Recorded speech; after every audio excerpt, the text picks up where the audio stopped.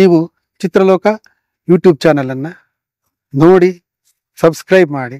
ಈಗೇನು ಅರಗಿಣಿ ಅಂತ ಮಾಡಿದ್ದೀನಿ, ಅದಾವತ್ತು ಅರಗಿಣಿನೂ ಅಲ್ಲ ಸಿನಿಮಾದ ಹೆಸರು, ಬೇರೆ ಕತೆ ಇಟ್ಕೊಂಡು ಎಲ್ಲ ರೆಡಿ ಮಾಡ್ಕೋತಾ ಇದ್ದೆ, ಸ್ಕ್ರಿಪ್ಟ್ ಗಿಫ್ಟ್ ಎಲ್ಲ ಮಾಡ್ಕೋತಾ ಇದ್ದೆ. ಬೇರೆ ಒಬ್ರು ಪ್ರೊಡ್ಯೂಸರ್ ಹೊಸಬ್ರೊಬ್ರು ಒಂದು ಕೊಡವ ಫಿಲಮ್ ಮಾಡಿದ್ರು, ಅವರು ಮಾಡೋಣ ಸಿನಿಮಾ ಅಂತ ಅಂದ್ಕೊಂಡು ಬಂದಿದ್ರು. ಸೊ ಅವರು ಹೇಳಿದರು, ನಿಮ್ಗೆ ಯಾರು ಆರ್ಟಿಸ್ಟ್ ಬೇಕೋ ಅವ್ರನ್ನ ಹಾಕೊಂಡು ಮಾಡಿ ಅಂತ. ಅದೆಲ್ಲ ಆಯ್ತು, ಮಾಡೋಣ ಅಂತ ಅಂದ್ಕೊಂಡು ಇನ್ನು ಕತೆ ರೆಡಿ ಆಗ್ಬೇಕಾಗಿತ್ತು, ಅದು ಮಾಡ್ಕೋತಾ ಇದ್ದೆ. ಅಷ್ಟರೊಳಗೆ ಈ ಸಿನಿಮಾ ಬಂತು, ರಿಲೀಸ್ ಆಯ್ತು, ಇವ್ರು ಇನ್ನೊಂದು ಸಿನಿಮಾ ಶುರು ಮಾಡಬೇಕು. ಅಂಬರೀಷ್ ಡೇಟ್ ಇದೆ. ಅಂಬರೀಷ್ ಅವರು ಸಂದೇಶ್ ನಾಗರಾಜ್ ಕುತ್ಕೊಂಡು ಮಾತಾಡಿದ್ದಾರೆ. ಸೊ ಯಾವ್ದು ಮಾಡೋಣ ಅದು ಇದು ಅಂತ ಇವ್ರು ಪ್ರೆಸ್ಸಲ್ಲೆಲ್ಲ ಹೇಳ್ಬಿಟ್ರು. ಇವರು ಡೈರೆಕ್ಟ್ರು ನೋಡಿ, ಇವರು 30 ದಿನ ಶೆಡ್ಯೂಲ್ ಹಾಕಿ, ಎಲ್ಲರೂ 35-40 ದಿನ ಮಾಡ್ತಾರೆ, ಇನ್ನೂ ಜಾಸ್ತಿ ಮಾಡ್ತಾರೆ. 30 ದಿನ ಹಾಕಿ ಅದು ಅಂಬರೀಷ್ ಅವ್ರನ್ನ ಇಟ್ಕೊಂಡು 28 ದಿನ ಮಾಡಿಕೊಟ್ಟಿದ್ದಾರೆ. ನಂಗೆ ಭಾಳ ಖುಷಿ ಆಯಿತು. ಸಿನಿಮಾ ರಿಲೀಸಿಗಿಂತ ಮುಂಚೆ ಎಲ್ಲಿ ಇದ್ರ ಹತ್ರ ಮಹಾರಾಣೀಸ್ ಪಕ್ಕದಲ್ಲಿ ಯಾವುದೋ ಹೋಟ್ಲ್ ಇತ್ತಲ್ಲ, ಅಲ್ಲಿ ಕೆಳಗಡೆ ಏಟ್ರಿಯಾದಲ್ಲ ಎಲ್ಲೋ, ಅಲ್ಲಿ ಪ್ರೆಸ್ ಮೀಟ್ ಮಾಡಿದ್ವಿ. ಅಲ್ಲಿ ಪ್ರೆಸ್ಸಲ್ಲೇ ಹೇಳಿದ್ರು ಅವರು, ಅಂದ್ಕೊಂಡಿದ್ದಕ್ಕಿಂತ ಮುಂಚೆ ನಮಗೆ ಮಾಡಿಕೊಟ್ಟಿದ್ದಾರೆ. ಸಿನಿಮಾ ಏನಾಗುತ್ತೆ ಏನು ಬಿಡುತ್ತೆ ಅದೆಲ್ಲ ನಂಗೆ ಮುಖ್ಯ ಅಲ್ಲ, ಅಂಬರೀಷ್ ಅವ್ರನ್ನ ಹಾಕೊಂಡು ಅವ್ರು ಅಂದ್ಕೊಂಡಿದ್ದಕ್ಕೆ ಮುಂಚೆ ಮಾಡಿಕೊಟ್ಟಿದ್ದಾರೆ, ನಂಗೆ ತುಂಬ ಇಷ್ಟ ಆಯಿತು ಅಂತಲೇ ಪ್ರೆಸ್ ಮೀಟಲ್ಲಿ ಹೇಳಿದ್ರು ಅವರು. ಸೊ ಅವರಿಬ್ಬರು ಮಾತಾಡ್ಕೊಂಡಿದ್ದಾರೆ, ಇನ್ನು ನೆಕ್ಸ್ಟ್ ಯಾರಿಗೆ ಮಾಡೋಣ ಸಿನಿಮಾ ಡೈರೆಕ್ಟ್ರ್ ಅಂತಂದಾಗ ಅಂಬರೀಷ್ ಎಲ್ಲ ಮಾತಾಡ್ಕೊಂಡು ಹೇಳಿದ್ರೆ, ಇನ್ಯಾಕೋ ಅಷ್ಟು ಚೆನ್ನಾಗಿ ಮಾಡಿಕೊಟ್ಟಿದ್ದಾರೆ, ಅಷ್ಟು ಅನ್ಕೊಂಡಿದ್ದ ಟೈಮಲ್ಲಿ ಅನ್ಕೊಂಡಿದ್ದ ಪ್ಲಾನ್ ಪ್ರಕಾರ ಹೆಂಗೆ ಅನ್ಕೊಂಡಿದ್ವಿ ಹಂಗೆ ಸಿನಿಮಾ ಮಾಡಿಕೊಟ್ಟಿದ್ದಾರೆ, ಅವ್ರನ್ನೇ ಮಾಡೋಣ ಅಂತ ಅಂದ್ಕೊಂಡು ಅವ್ರು ಮಾತಾಡ್ಕೊಂಡು ಆಮೇಲೆ ಸಂದೇಶ್ ನಾಗರಾಜ್ ಅವ್ರು ನನಗೆ ಬೆನ್ಬಿದ್ರು. ನಾನು ಎಡಿಟಿಂಗಲ್ಲಿ ಇದ್ದೀನಿ, ಅಲ್ಲಿ ಓಡಾಡ್ತಿದ್ದೀನಿ, ಇಲ್ಲಿ ಓಡಾಡ್ತಿದ್ದೀನಿ. ಯಾಕೆಂದರೆ ನಾವು ಅವಾಗ ನಮ್ಗೆ ಆಫೀಸ್ ಇರಲಿಲ್ಲ. ಅರಗಿಣಿಯವ್ರ ಪ್ರೊಡ್ಯೂಸರ್ಗಳು ಬಂದರೆ ಅಲ್ಲೇ ಬರೋರು, ವಿಲ್ಸನ್ ಗಾರ್ಡನ್ನಲ್ಲಿ ಸುರೇಶ್ ಅರ್ಸೆಟ್. ನನಗೂ ಜಯನಗರ ಕಡೆಯಿಂದ ಬರಬೇಕಾಗಿತ್ತು, ಜೆ ಪಿ ನಗರ ಕಡೆಯಿಂದ. ಹತ್ರ ಅಲ್ಲೇ ಮೀಟ್ ಮಾಡೋಣ ಅಂತ ಹೇಳ್ತಾ ಇದ್ದೆ. ನಾನು ಮೀಟ್ ಮಾಡ್ತಿದ್ವಿ, ಎಲ್ಲ ಆಗ್ತಿದ್ವಿ. ಇವರು ಒಂದು 2-3 ಸರಿ ಹೇಳಿದ್ರು, ಮಾಡೋಣ ಸರ್, ಇದೊಂದು ಮಾಡ್ತೀವಿ, ಅದಾದ್ಮೇಲೆ ಮಾಡೋಣ ಅಂತ. ಅವ್ರಿಗೆ ಹಂಗಾಗಲ್ಲ ತಾನೆ, ಅಂಬರೀಷ್ ಡೇಟ್ ಬಿಡೋಕ್ಕಾಗಲ್ಲ, ಇಮಿಡಿಯೇಟ್ ಡೇಟ್ ಇದೆ ಅವ್ರಿಗೆ. ಅವ್ರು ಇಲ್ಲ ಅಂತ ಒಂದು ದಿವಸ ಎಡಿಟಿಂಗ್ ಅಂತ ಬಂದರು, ಎಲ್ಲಿದ್ದೀರಾ ಅಂತ. ಇದು ಎಡಿಟಿಂಗಲ್ಲಿ ಇದ್ದೀನಿ ಅಂತ. ಅವಾಗ ಅಲ್ಲೇ ಲ್ಯಾಂಡ್ಲೈನಿಂದನೇ ಫೋನ್ ಮಾಡ್ತಿದ್ವಿ. ಒಂದು ನಿಮಿಷ ಇರಿ, ಒಂದು ಅರ್ಧ ಗಂಟೆ ಬರ್ತೀನಿ ಅಂತ ಬೆಂಗಳೂರಿಗೆ ಬಂದ್ಬಿಟ್ಟು ಕೂತ್ಕೊಂಡ್ರು. ಇಲ್ಲ, ಈಗ ಶುರು ಮಾಡಲೇಬೇಕು ಸರ್, ಅದು ಪಾಪ ಅವ್ರೊಂಚೂರು ಅಡ್ವಾನ್ಸು ಕೊಟ್ಟಿದ್ದಾರೆ, ಇದಕ್ಕೂ ಕತೆ ರೆಡಿ ಆಗ್ಬೇಕಲ್ಲ ನಮ್ದಕ್ಕೂ, ನಾನು ಅಷ್ಟೊತ್ತಿಗೆ ಮಾಡ್ಕೋತೀನಿ, ಮಾಡಿಬಿಡೋಣ ಅಂತ. ಆ ಸಿನಿಮಾ ನೀವು ಆಮೇಲೆ ಮಾಡಿ, ನಾನು ಆ ಪ್ರೊಡ್ಯೂಸರ್ಗೆ ನಾನು ಹೇಳ್ತೀನಿ ಇದನ್ನು ಮಾಡಿಬಿಡೋಣ ಫಸ್ಟು. ಹಾಗಾಗಿ ಆ್ಯಕ್ಚುಲಿ ಅರಗಿಣಿ ಮುಂಚೆ ಮಾಡಬೇಕಾಗಿತ್ತು, ಅದ್ರ ಬದಲು ಅರಗಿಣಿನ ಮುಂದಕ್ಕೆ ಹಾಕಿ ಮುಸ್ಕು ಮಾಡಿದೆ ನಾನು. ಅದನ್ನ ಫುಲ್ ಮುಗಿಸೆ, ಆಮೇಲೆ ಮಧ್ಯೆ ಮಾಡೋದು ಬೇಡ ಅಂತ ಅನ್ನಿಸ್ತು. ಸೊ ಅದು ಯಾವುದು ಮುಂಜಾನೆ ಮಂಜು ಚೆನ್ನಾಗಾಯ್ತು ಅನ್ಸುತ್ತೆ, ಅದು ಚೆನ್ನಾಗಾಯ್ತು. ಮೇನಕದಲ್ಲಿ ರಿಲೀಸ್ ಆಯಿತು, ಮೈನ್ ಇದು ಚೆನ್ನಾಗಾಯ್ತದು. ಸೊ ಇಮಿಡಿಯೇಟ್ ಮಾಡೋಣ ಅಂತಲೇ ಬಂದರು ಇವರು. ಸೊ ಮಾಡೋದು ಅಂತಂದರೆ ಕತೆ ಯಾವ್ದು ಮಾಡೋದು ಅಂತಂದರೆ, ಯಾವ್ದಾದ್ರು ಕಾದಂಬರಿ ಮಾಡಿ. ಅವರು ಕಾದಂಬರಿನ ಅವ್ರ ಮಗಳು ಓದಿ ಅವ್ರ ಕತೆ ಹೇಳ್ತಿದ್ರು ಅಂತ ಕಾಣುತ್ತೆ ಸಂದೇಶ್ ನಾಗರಾಜ್ ಅವ್ರಿಗೆ. ಸರ್, ಮುಸುಕು ಅಂತ ಒಂದು ಕಾದಂಬರಿ ಇದೆ ನೋಡಿ ಅಂತ ಎಂ ಕೆ ಇಂದ್ರ ಅವ್ರದ್ದು, ಹೆಂಗಿದೆ ನೋಡಿ, ಅದು ಓದಿ ಅಂತ ಅಂದ್ರು.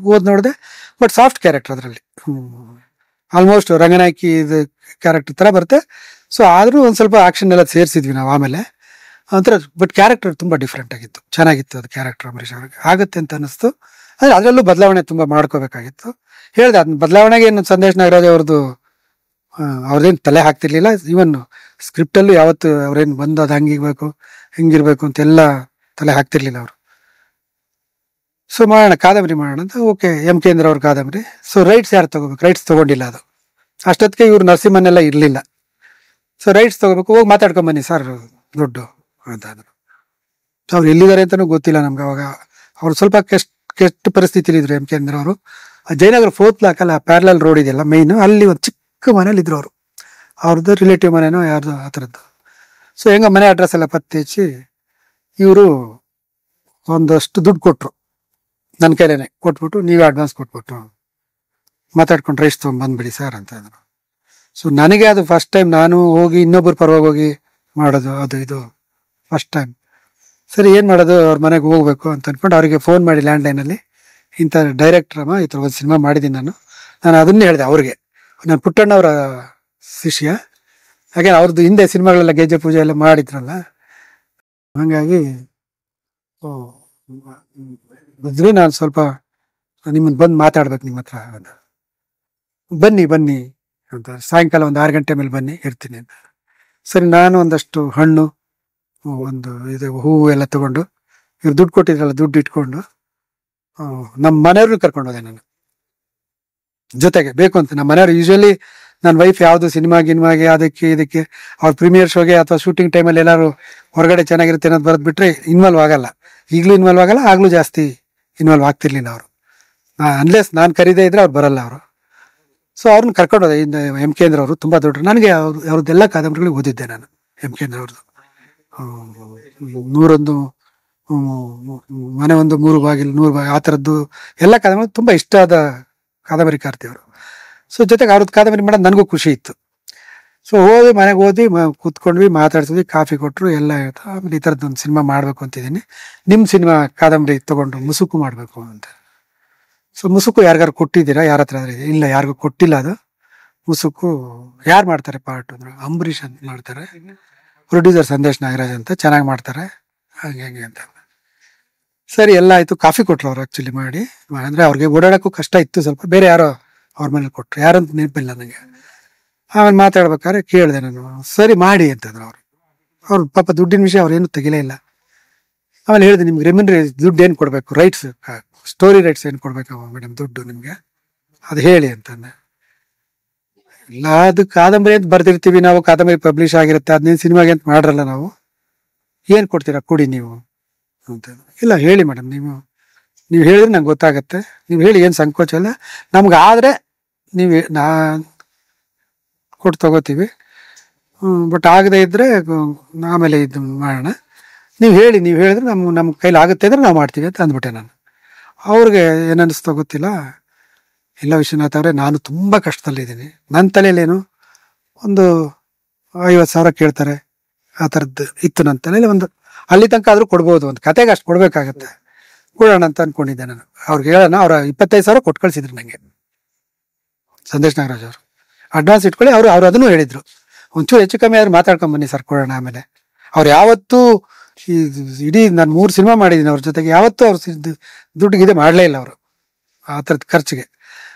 ಮಾಡೋಣ ಅಂತ ಹೇಳಿದ್ರು ನನಗೆ. ನಾನು ಈಗ ಹೇಳಿ ಮೇಡಮ್, ನೀವೆಷ್ಟು ಹೇಳ್ತೀರೋ ಹೇಳಿ, ಈಗ ನಾನೇ ಕೇಳೋದು ತಪ್ಪಾಗುತ್ತಲ್ಲ, ನಾನು ತುಂಬ ಕೇಳಿ ಅವ್ರಿಗೊಂದು ಅವಮಾನ ಆದಂಗೆ ಆಗುತ್ತೆ. ಒಬ್ಬ ದೊಡ್ಡ ರೈಟ್ರ್ ಅವರು, ತುಂಬ ಫೇಮಸ್ ಆಗಿದ್ದ ರೈಟ್ರ್ ಅವರು ತುಂಬ ಕಷ್ಟದಲ್ಲಿದ್ದೀನಿ, ನನಗೆ ದುಡ್ಡಿಂದು ತುಂಬ ಅವಶ್ಯಕತೆ ಇದೆ, ಏನಾದರೂ ಮಾಡಿ ಒಂದು 10,000 ರೂಪಾಯಿ ಕೊಟ್ಬಿಡಿ ಅಂತ ಅಂದ್ಬಿಟ್ರು ಅವರು. ನನಗೆ ಶಾಕ್. ನಾನು ನಮ್ಮ ಮನೆಯವ್ರ ಮುಖ ನೋಡ್ತೀನಿ, ನಮ್ಮ ಮನೆಯವ್ರಿಗೆ ಇದಾಯಿತು, ಏನು ಮಾಡೋದಂತ ಗೊತ್ತಾಗ್ತಿಲ್ಲ ನನಗೆ. 10,000 ಒಪ್ಕೊಂಡೋದ್ರೆ ಇವ್ರಿಗೆ ಪಾಪ ಅವ್ರಿಗೇನೋ ಕಷ್ಟ ಇದೆ, ಇವ್ರಿಗೆ ಅನ್ಯಾಯ ಮಾಡ್ದಂಗೆ ಆಗುತ್ತೆ. ಹಂಗಂತ ನಾನು ಒಂದು ಅಮೌಂಟನ್ನ ಅವ್ರು ಒಪ್ಕೊಂಡಿದ್ದಕ್ಕಿಂತ ಜಾಸ್ತಿ ಮಾಡಿದ್ರೆ ಪ್ರೊಡ್ಯೂಸರ್ಗೆ ಅನ್ಯಾಯ ಮಾಡ್ದಂಗೆ ಆಗುತ್ತೆ. ಏನು ಮಾಡೋದು ಅಂತ ಅಂದ್ಕೊಂಡು ಯೋಚನೆ ಮಾಡಿದೆ. ಸರಿ ಅಂದ್ಕೊಂಡು ನನಗೆ ಮಾತಾಡೋಕ್ಕೆ ಆಗಲಿಲ್ಲ. ಆಮೇಲೆ ನಾನು ಎಷ್ಟೊತ್ತವ್ರು ಮಾತಾಡಲಿಲ್ಲ, ನನ್ನ ಹೆಂಡತಿ ಮುಖ ನೋಡ್ತಿದ್ದೀನಿ. ನನ್ನ ಹೆಂಡತಿಗೆ ಗೊತ್ತಿತ್ತು, ಇಷ್ಟು ಕೊಟ್ಟು ಕಳಿಸಿದಾರೆ ಅಂತ ಗೊತ್ತಿತ್ತು, ಹೇಳಿದ್ದೆ ನಾನು. ಆಮೇಲೆ ನೋಡ್ತಾ ಇದ್ವಿ, ಅವ್ರು ಹೇಳಿದ್ರು, ಅಲ್ಲ ತೀರಾ ನಿಮ್ಗೆ ಅಷ್ಟು ಆಗದಿದ್ರೆ ಒಂದು ಸ್ವಲ್ಪ ಕಮ್ಮಿನೇ ಕೊಡಿ ಪರವಾಗಿಲ್ಲ ಅಂತ ಅಂದ್ಬಿಟ್ರು ಅವರು. ನಿಜ ಹೇಳ್ತಿದ್ದೀನಿ, ಇದು ಸಾಯಂಕಾಲ ಹೊತ್ತು ನಡೆದಿದ್ದು 6 ಗಂಟೆ ಮೇಲೆ ಅವ್ರ ಮನೇಲಿ. ನಂಗೆ ನಿಜವಾಗ್ಲೂ ಮನಸ್ಸಲ್ಲಿ ತುಂಬ ಒಂಥರ ಮನಸ್ಸು. ಅಂದರೆ ಒಬ್ಬ ರೈಟ್ರು ಒಂದು ಕಾಲದಲ್ಲಿ ಎಲ್ಲ ಅಷ್ಟು ಒಳ್ಳೊಳ್ಳೆ ಕಾದಂಬರಿ ಬರೆದು ಲಕ್ಷಾಂತರ ಜನ ಅವ್ರ ಕಾದಂಬರಿಗಳು ಓದಿ, ಗೆಜ್ಜೆ ಪೂಜಾ ಅಂತ ಒಂದು ದೊಡ್ಡ ಸಿನಿಮಾಗಳಾಗಿ ಅವೆಲ್ಲ ಅವ್ರ ಕಾದಂಬರಿಗಳು. ಸೊ ಯಾಕೆ ಈ ಥರದ್ದು ನಾವು ಸ್ಥಿತಿ ಬರುತ್ತೆ ಅಂತ ಅನ್ನಿಸ್ತು ನನಗೆ. ಒಂದು ಕಾಲದಲ್ಲಿ ಯಾವ್ಯಾವುದೋ ಕಾರಣಕ್ಕೆ ಬರುತ್ತೆ, ಮಕ್ಕಳಿಂದ ಬರ್ಬೋದು, ಇನ್ನೊಂದು ಕಾರಣಕ್ಕೆ ಬರ್ಬೋದು, ಅಥವಾ ನಾಳೆ ಏನು ಅಂತ ನಮಗೆ ಗೊತ್ತಿಲ್ಲದೆ ಬರ್ಬೋದು ಅನ್ನಿಸ್ತು. ನಾನು ಹೇಳಿದೆ, ಮೇಡಮ್ ಏನು ಪರವಾಗಿಲ್ಲ, ನೀವು ಅಷ್ಟು ಕೇಳಿದ್ದು ನೀವು ಕಮ್ಮಿ ಏನು ನೀವೇನು ಜಾಸ್ತಿ ಏನು ಕೇಳಿಲ್ಲ, ನೀವು ನಿಮ್ಗೆ 10,000 ಬೇಡ, 15,000 ರೂಪಾಯಿ ಕೊಡ್ತೀವಿ, ನೀವೇನು ಇದು ಮಾಡ್ಕೋಬೇಡಿ, ನಮಗೆ ಅಷ್ಟಿದೆ ನಮ್ಮ ಕತೆಗೆ ಅಂತ ನಾವು ಅಷ್ಟು ಇಟ್ಕೊಂಡಿದ್ದೀವಿ, 15,000 ರೂಪಾಯಿ ಇಟ್ಕೊಂಡಿದ್ದೀವಿ ನಾವು. ನೀವು 15,000 ಕೊಡ್ತೀವಿ, ಅಗ್ರಿಮೆಂಟ್ ಮಾಡ್ಸ್ಕೊಂಬರ್ತೀನಿ, 15,000 ಒಟ್ಟಿಗೆ ತೊಗೊಂಬಿಡಿ, ನಾಳೆ ಬೆಳಗ್ಗೆ ಒಂದು ಪೇಪರ್ ಕಳಿಸ್ತೀನಿ ನಾನು, ನೀವು ಸೈನ್ ಮಾಡಿ ಕೊಟ್ಬಿಡಿ ಅಂತ. ಅಯ್ಯೋ ತುಂಬ ಉಪಕಾರ ಆಯಿತು ಅಂತೆಲ್ಲ ಹೇಳಿ ಮನೇಲಿ ಅದು ಒಂಥರ ಔಟ್ ಆಫ್ ಥರ ಇದ್ರು. ಹೊರಗಡೆ ತನಕ ಬಂದು ಗೇಟಲ್ಲಿ ನಮ್ಮ ಮನೆಯವ್ರನ್ನ ಕಳಿಸಿ ಯಾವಾಗಾರು ಬನ್ನಿ ಮನೆಗೆ ಅಂತೆಲ್ಲ ಹೇಳಿ ಕಳಿಸಿದ್ರು. ಅವ್ರಿಗೆ ತುಂಬ ಖುಷಿ ಆಯ್ತು. ಅವರು ಎಷ್ಟೋ ಸಿಗುತ್ತೆ, ಒಂದಿಷ್ಟೋ ಅಷ್ಟು ಅಂತ ಅಂದ್ಕೊಂಡಿದ್ರು ಅವರು. 15,000 ಸಿಕ್ಕಿದ್ದು ಅವ್ರಿಗೆ ತುಂಬ ಸಂತೋಷ ಆಯಿತು. ಸೊ ನೆಕ್ಸ್ಟ್ ಡೇ ಬೆಳಗ್ಗೆ ಸಂದೇಶ್ ನಾಗರಾಜ್ ಅವ್ರ ಮನೆ ಹತ್ರ ಹೋದೆ. ಅಷ್ಟೊತ್ತಿನ ತನಕ ಅವ್ರಿಗೆ ಹೇಳಿರಲಿಲ್ಲ ಓಕೆ ಆಗಿದೆ ಅಂತ. ಅವ್ರಿಗೇನು ಕ್ಯೂರಿಯಾಸಿಟಿ ಇಲ್ಲ, ಓಕೆ ಮಾಡ್ಕೊಂಬರ್ತಾರೆ ಅಂತ ಇತ್ತು ಅವ್ರಿಗೆ. ಕತೆ ಇವ್ರು ಹೋಗಿದ್ದಾರೆ, ಅವ್ರಿಗೆ ಅದೆಲ್ಲ ನನ್ನ ಬ್ಯಾಕ್ಗ್ರೌಂಡು ಗೊತ್ತಿತ್ತಲ್ಲ, ಪುಟ್ಟಣ್ಣವ್ರ ಜೊತೆ ಮಾಡಿದ್ದು, ರೈಟರ್ಸ್ ಜೊತೆ ಹೆಂಗಿರ್ತೀನಿ ಅಂತ ಗೊತ್ತಿತ್ತು ಅವ್ರಿಗೆ. ಸೊ ಓಕೆ ಆಗಿರುತ್ತೆ ಅಂತ ಅಂದ್ಕೊಂಡು ಕೂತ್ಕೊಂಡ್ವಿ. ಕಾಫಿ ಕೊಡೋ ಅಂತಂದ್ರೆ ಕಾಫಿ ಕುಡಿತಾ ಈ ಜೇಬಿಂದ ಅವಾಗ 100 ರೂಪಾಯಿ ನೋಟು ಒಂದು ಬಂಡಲ್ ತೆಗೆದು ಅಲ್ಲಿಟ್ಟೆ ವಾಪಸ್ಸು. ಇಟ್ಟಾಗ ಅವ್ರಿಗೆ ಡೌಟ್ ಬಂದ್ಬಿಡ್ತು, ಕತೆ ಓಕೆ ಆಗಿಲ್ಲ ಇದು. ಈ ಕಡೆ ನೋಡ್ಕೊಂಡು, ಯಾಕೆ ಸರ್ ಅವ್ರು ಕತೆ ಕೊಡಲ್ಲ ಅಂದ್ರೆ ದುಡ್ಡಿಗೆ ಅಂದ್ರೆ, ಇಲ್ಲ ಸರ್ ಕೊಡ್ತೀವಿ ಅಂದರು, ನೀವು ಕೊಟ್ಟಿದ್ದ ದುಡ್ಡು ಜಾಸ್ತಿ ಉಳಿತದು, ಅವರು ಈ ಥರ ಆಯಿತು 10,000 ಕೇಳಿದ್ರು, 15,000ಕ್ಕೆ ಮಾತಾಡ್ಕೊಂಡು ಬಂದಿದ್ದೀನಿ, ತಪ್ಪಿಲ್ಲ ತಾನೇ. ನಿಮಗೂ ಏನಾದ್ರು ಅವ್ರು ಕೇಳಿದ್ದಕ್ಕಿಂತ ನಾನು ಜಾಸ್ತಿ ಕೊಡ್ತೀನಿ ಅಂತ ಹೇಳಿದ್ರೆ ಹೇಳಿ, ಪರವಾಗಿಲ್ಲ, ನಾನು ಮ್ಯಾನೇಜ್ ಮಾಡ್ಕೋತೀನಿ ಅಂತದೆ. ಹಂಗೆಲ್ಲಾರು ಉಂಟಾ ಸರ್? ನಾನೇನೋ ಅನ್ಕೊಂಡಿದ್ದೆ ಇನ್ನೂ ಜಾಸ್ತಿ ಕೇಳ್ತಾರೆ ಅಂತ. ಅಷ್ಟು ಕಮ್ಮಿ ಕೇಳಿದ್ದಾರೆ, ಕೊಟ್ಟು ಬಂದಿದ್ದೀರಿ, ಸಂತೋಷ ಬಿಡಿ. ಅವ್ರಿಗೆ ಸಂತೋಷ ಆಯ್ತಾ? ಸಂತೋಷ ಬಿಡಿ ಅಂತ ಹೇಳಿದ್ರು. ಸೊ ಇದು ಮುಸುಕು ಕತೆ ತಗೊಂಡಾದ್ಮೇಲೆ ಈ ಸರಿಗೆ ಡಿಸ್ಕಷನ್ಗೆ ರಾಮಯ್ಯ, ನನ್ನ ಅಸಿಸ್ಟೆಂಟ್ಸು, ಜೊತೆಗೆ ಇವ್ರು ಬಂದಿದ್ರು, HV ಸುಬ್ರಾವ್ ಇದ್ರಲ್ಲ ಅವರು ಕಡೆಯವ್ರು. ಇನ್ನು ಒಂದೊಂದು ಸರಿ ಮಾಣಿಕ್ ಚಂದ್ ಬರೋರು ಜೊತೆ. ಮಾಣಿಕ್ ಚಂದ್, ಸಂದೇಶ್ ನಾಗರಾಜ್ ಅವರು ಒಂಥರ ದೋಸ್ತುಗಳವರು, ಒಂಥರ ಈ ಕಾರ್ಡ್ಸ್ ದೋಸ್ತವ್ರು ಚೆನ್ನಾಗೆ. ಸೊ ಅವರು ಬರೋರು, ಕೂತ್ಕೊಂಡೆಲ್ಲ ಡಿಸ್ಕಷನ್ ಮಾಡ್ತಿದ್ವಿ, ನಾವೆಲ್ಲ ರೆಡಿ ಮಾಡ್ತಿದ್ವಿ. ಅವಾಗ ಕತೆ ಕೇಳೋರು ಅವರು. ಕೇಳಿ ಒಂಥರ ಬೇರೆ ಥರನೇ ಮಾಡಿದ್ವಿ ಮುಸುಕು. ಬೇರೆ ಅದೇನಿದೆ ಒರಿಜಿನಲ್ ಅದನ್ನು ತುಂಬ ಚೆನ್ನಾಗೆ ಡಿಫ್ರೆಂಟ್ ಆಗತ್ತೆ. ತುಂಬ ಆ್ಯಕ್ಚುಲಿ ಮುಂಜಾನೆ ಮಂಜುಗಿಂತ ಮುಸುಕು ತುಂಬ ಚೆನ್ನಾಗಿದೆ, ಕತೆನೂ ಸಿನಿಮಾ ಎರಡೂ. ಮಾಡ್ಕೊಂಡೆಲ್ಲ ಮಾಡ್ಕೋತಿದ್ವಿ ನಾವೆಲ್ಲ. ರೆಡಿ ಮಾಡಿಕೊಂಡು ಅಂಬರೀಷ್ ಅವರಲ್ಲೆಲ್ಲ ಒಂದು ಎಸ್ಟೇಟಲ್ಲಿ ಇರ್ತಾರೆ. ಎಸ್ಟೇಟಲ್ಲಿ ತುಂಬ ಇವ್ರು ಇರ್ತಾರೆ, ಮುಖ್ಯವಾದವರು, ಮಗನ ಥರ ನೋಡ್ತಿರ್ತಾರೆ ಅವರು, ಎಸ್ಟೇಟ್ ಓನರ್ ಅಶ್ವತ್ತು. ಸೊ ಎಲ್ಲರಿಗೂ ಕಷ್ಟ ಸುಖಕ್ಕೆ ಇವರೇ ಆಗ್ತಿರ್ತಾರೆ. ಅಲ್ಲಿ ಅವ್ರಿಗೆ ಆ ಜಾತಿ ಭೇದ ಇಲ್ಲದೆ, ಯಾವುದೋ ಒಂದು ಮುಸ್ಲಿಂ ಕುಟುಂಬ ಅಲ್ಲಿ ಒಂದೋ ಎರಡೋ ಇರುತ್ತೆ, ಸುತ್ತೋಗಿರ್ತಾರೆ, ಅದು ಬಾಡಿ ಎತ್ತಕ್ಕೆ ಯಾರು ಜನ ಇರಲ್ಲ. ಸೊ ಇವರು ಹೊತ್ಕೊಂಡು ಹೋಗ್ತಾರೆ, ಅವಾಗ ಬೇರೆಯವ್ರು ಬರ್ತಾರೆ. ಅವಾಗ ಬಾಡಿ ಎತ್ತಬೇಕಾಗಿರುತ್ತೆ, ಅವ್ರಿಗೆ ಜನ ಇರಲ್ಲ ಎತ್ತಕ್ಕೆ. ಇವ್ರು ಯಾರು ಹಿಂದೂಗಳು, ಉಳಿದು ಕೂಲಿಯವರು ಕೆಲಸಗಾರರೆಲ್ಲ ಹಿಂದೂಗಳು ಇರ್ತಾರೆ, ಅವ್ರು ಹಿಂದೆ ಮುಂದೆ ನೋಡ್ತಾರೆ.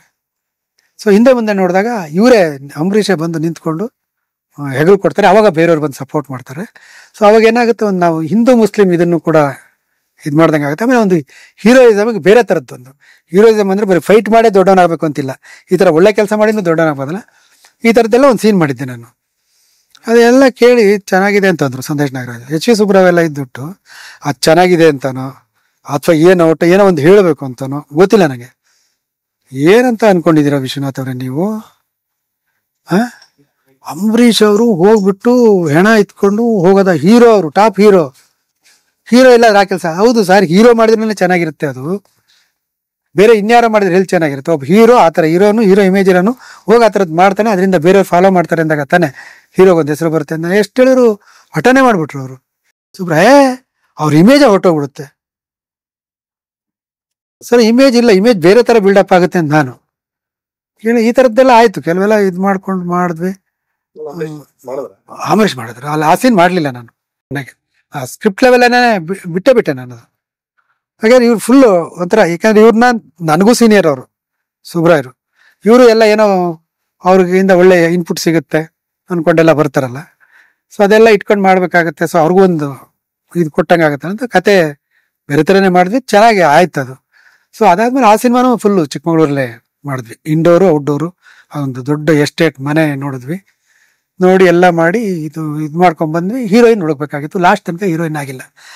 ಆದಾಗ ಸುಧಾರಾಣಿ ಬಿಟ್ರು ಇವರು ಆ ಸಿನಿಮಾಗೆ. ಅವರು ಎಲ್ಲ ಪ್ರೊಡ್ಯೂಸರ್ ಕಡೆಯಿಂದಾನೆ ಅದು. ಸೊ ಅವ್ರು ಬೇರೆಯವ್ರನ್ನ ಹುಡ್ಕೋಣ ಅಂತ ಹೇಳಿ ಇದು ಮಾಡಿದ್ರು. ಅಷ್ಟೊತ್ತಿಗೆ ಇವ್ರದ್ದು ವಿಷ್ಣುವರ್ಧನ್ ಅವ್ರದ್ದು ರಾಯರು ಬಂದರು ಮಾವನ ಮನೆಗೆ ಅಂತ ಒಂದು ಸಿನಿಮಾ ಬಂದಿತ್ತು. ಅದರಲ್ಲಿ ಹೀರೋಯಿನ್ ಒಬ್ರು ಇದ್ದಾರೆ, ಡಾಲಿ ಒಂದು ಕ್ಯಾರೆಕ್ಟ್ರು, ಇನ್ನೊಂದು ಕ್ಯಾರೆಕ್ಟರ್ ಬಿಂದಿಯಾ. ಆಕ್ಚುಲಿ ಡಾಲಿ ನೋಡಕ್ಕೂ ಸುಮಾರಾಗಿದ್ರು, ಪರ್ಫಾರ್ಮೆನ್ಸೂ ಸುಮಾರಾಗಿತ್ತು. ಅದಕ್ಕೆ ಮೋಸ್ಟ್ಲಿ ಕಪಾಲಿಲ್ ರಿಲೀಸ್ ಆಗಿತ್ತು ಆ ಸಿನಿಮಾ. ಕಪಾಲಿಲ್ ಸಿನಿಮಾ ನೋಡಿದಾಗ ಆ ಬಿಂದಿಯಾ ಕರೆಕ್ಟಾಗಿ ಸೂಟ್ ಆಗ್ತಾರೆ ಆ ಕ್ಯಾರೆಕ್ಟರ್ಗೆ. ಬೇರೆ ಥರ ಮುಖ ಸೌಮ್ಯವಾಗಿರುತ್ತೆ, ಬಟ್ ರಫ್ ಆಗಿ ಬಿಹೇವ್ ಮಾಡೋಕ್ಕೆ ಕರೆಕ್ಟ್ ಆಗಿರುತ್ತೆ. ಅದನ್ನು ಮಾಡೋಣ ಅಂತ ಅಂದ್ಕೊಂಡು ಮಾಡಿದೆ. ಎಲ್ಲ ಬಾಂಬೆ ಅವರೆಲ್ಲ, ಬಿಂದಿಯಾ ಅವರೆಲ್ಲ ಬಾಂಬೆ. ಸೊ ಆ ಹೀರೋಯಿನ್ ಇದಾರೆ ಸರ್ ಬಿಂದಿಯಾ, ಅವ್ರು ಬೇಕು ನಮಗೆ, ಅವರಿದ್ರೆ ಚೆನ್ನಾಗಿರುತ್ತೆ ನೋಡಿ ಅಂತ ಎಲ್ಲ ಹೇಳಿದೆ ನಾನು. ಅಷ್ಟೊತ್ತಿಗೆ ಡಾಲಿ ಇವ್ರ ಜೊತೆಗೂ ಅದೇ ಸಿನಿಮಾದಲ್ಲೇ ಮಾಡಿದ್ರಲ್ಲ, ವಿಷ್ಣುವರ್ಧನ್ ಜೊತೆಗೆ ಮಾಡಿದ್ರು. ಸೊ ಇವರು ಹೋದ್ರು, ಯಾರು ಸಂದೇಶ್ ನಾಗರಾಜು, ಮಾಣಿಕ್ ಚಂದು ಬಾಂಬೆಗೆ ಹೋದ್ರು ಬುಕ್ ಮಾಡ್ಕೊಂಬರಕ್ಕೆ. ಸೊ ಬಿಂದಿಯಾ ಬರ್ತಾರೆ ಅಂತ ಅಂದ್ಕೊಂಡು ಇದು ಮಾಡ್ತಿದ್ವಿ. ಅವ್ರು ಸರಿಯಾಗಿ ಹೆಸರು ಹೇಳ್ತಿಲ್ಲ. ಹೋದ್ರು, ಒಂದು 3 ದಿನ ಅಲ್ಲಿ ಇದ್ದು ಎಲ್ಲ ಮಾಡಿಕೊಂಡು ಬುಕ್ ಮಾಡ್ಕೊಂಡು ಬಂದಿದ್ದೀವಿ ಸರ್, ಎಲ್ಲ ಇದೆ ಸರ್. ಅವ್ರು ಮೆಜರ್ಮೆಂಟ್ ಕಳಿಸಿದ್ದಾರೆ ಸರ್, ಅವ್ರಿಗೆ ಡ್ರೆಸ್ ರೆಡಿ ಆಗಿದೆ. ಬರೀ ಮೆಜರ್ಮೆಂಟ್ ಕಳಿಸಿದ್ರು ಅಲ್ಲಿಂದ ಹಿಂದಿಯವರು. ಸೊ ಇಲ್ಲಿ ಡ್ರೆಸ್ಸು ರೆಡಿ ಮಾಡಿಸಿದ್ವಿ ನಮ್ಮ ಕಸ್ಟಮರ್ಗೆ ಹೇಳಿ. ಸೊ ಬರ್ತಾರೆ ಅಂದ್ಕೊಂಡು ಎಲ್ಲ ಇದು ಮಾಡ್ತಿದ್ವಿ. ಆ ಬಿಂದಿಯಾ ಆ್ಯಕ್ಚುಲಿ ತುಂಬ ಚೆನ್ನಾಗಿ ಆ್ಯಕ್ಟ್ ಮಾಡಿದ್ರು ಆ ಸಿನಿಮಾದಲ್ಲಿ, ಯಾವುದು ರಾಯರು ಬಂದರು ಮಾವನಲ್ಲಿ. ಸೊ ಎಲ್ಲ ಆಯಿತು. ಡೈರೆಕ್ಟಾಗಿ ಚಿಕ್ಕಮಗಳೂರಿಗೆ, ಇಲ್ಲೇ ಬೆಂಗಳೂರಲ್ಲಿ ಅವ್ರನ್ನ ನಾನು ನೋಡೋ ಅವಕಾಶ ಬರಲಿಲ್ಲ. ಅಲ್ಲೆಲ್ಲ ಬಾಂಬೆಯಿಂದ ಫ್ಲೈಟಲ್ಲಿ ಬರ್ತಾರೆ, ಅಲ್ಲಿಂದ ಅವರೆಲ್ಲ ಚಿಕ್ಕಮಗಳೂರಿಗೆ ಬರ್ತಾರೆ ಪ್ಲಾಂಟರ್ಸ್ ಹೋಮ್ಗೆ. ನಾವು ನಮ್ಮ ಟೀಮೆಲ್ಲ ಪ್ಲಾಂಟರ್ಸ್ ಹೋಮ್ಗೆ ಹೋಗಿರ್ತೀವಿ. ಆ ಥರದ್ದೆಲ್ಲ ಇರ್ತಿತ್ತು. ಸೊ ಸೊ ಹೋದ್ವಿ, ಎಲ್ಲ ಆಗೋಯ್ತು. ಅವ್ರ ಪಾಡಿಗೆ ಅವ್ರು ಮೇಕಪ್ ಹಾಕೊಂಡು ಬೆಳಿಗ್ಗೆ ನಾಳೆ ಇಂಥ ಸೀನು ಮುಹೂರ್ತಕ್ಕೆ ಒಂದು ದೇವಸ್ಥಾನದಲ್ಲಿ ಮಾಡೋಣ. ದೇವಸ್ಥಾನದಲ್ಲಿ ಅಂಬರೀಷು ಮತ್ತೆ ಹೀರೋಯಿನ್ ಬಂದು ದೇವ್ರಿಗೆ ನಮಸ್ಕಾರ ಮಾಡ್ಕೋತಾರೆ. ಆಮೇಲೆ ದೇವ್ರು ಸುತ್ತಾ ಇರ್ತಾರೆ. ಅವ್ರು ಕೇಳ್ತಾರೆ ಏನು ಅನ್ಕೊಂಡ್ರಿ ಅಂತ, ಇವ್ರೇನೋ ಹೇಳ್ತಾ ಇರ್ತಾರೆ. ಇವ್ರೇನೋ ಹೇಳೋ ಅಷ್ಟೊತ್ತಿಗೆ ಅವ್ರು ಎಲ್ಲಿಂದ ಮುಂದಕ್ಕೆ ಹೊರಟೋಗಿರ್ತಾರೆ. ಆ ಥರದ್ದು ಒಂದು ಸೀನ್ ತೆಗಿಬೇಕು.